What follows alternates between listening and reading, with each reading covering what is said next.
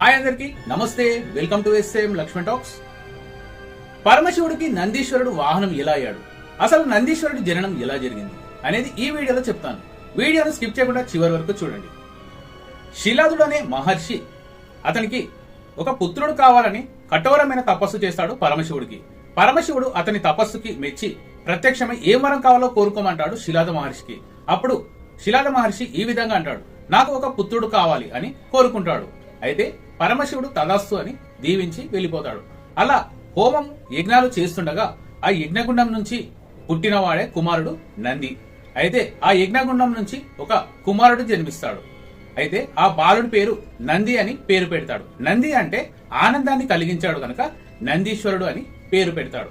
ఈశ్వర ప్రసాదం కనుక నంది ఈశ్వరుడు అని పేరు పెట్టుకుంటాడు శిలాద మహర్షి. అలా 7 సంవత్సరాలు అయ్యాక నందీశ్వరుడు బాలుడు 7 సంవత్సరాల బాలుడైనప్పుడు శిలాదుడికి యజ్ఞాలు హోమాలు చేస్తుంటే ఎంతో సహాయం చేసేవాడు. శిలాదుడు నందిని చూసి ఎంతో మురిసిపోతూ సంతోషించేవాడు.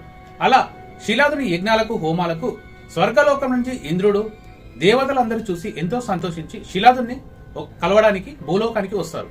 అప్పుడు శిలాద మహర్షి కుమారుని చూసి ఈ బాలుడు అల్పాయుష్కుడు అని అనడంతో శిలాదుడు ఎంతో బాధపడతాడు.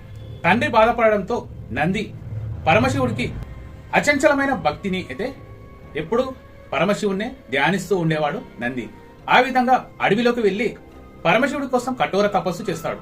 అలా కఠోర తపస్సు చేయడంతో పరమశివుడు ప్రత్యక్షమై బాలక ఏం వరం కావాలో కోరుకోమని నందీశ్వరుని అడుగుతాడు. అప్పుడు నందీశ్వరుడు ఈ విధంగా అంటాడు, స్వామి నాకు అల్పాయుషు అనేసి చెప్తున్నారు. అయితే ఈ విషయం తెలిసి నా తండ్రి చాలా బాధపడుతున్నాడని అనడంతో నీవు దీర్ఘాయుషుడు అయి ఎప్పటికీ నాతోనే ఉంటావని వరాన్ని ఇస్తాడు. ఆ విధంగా తల నంది, మానవ శరీరంతో నంది అంటే ఎద్దు ఆకారంలో ఉండి నందీశ్వరుడు శివుడికి పరమశివుడికి వాహనంగా ఎప్పటికీ నాతోనే ఉంటావని వరాన్ని ఇస్తాడు.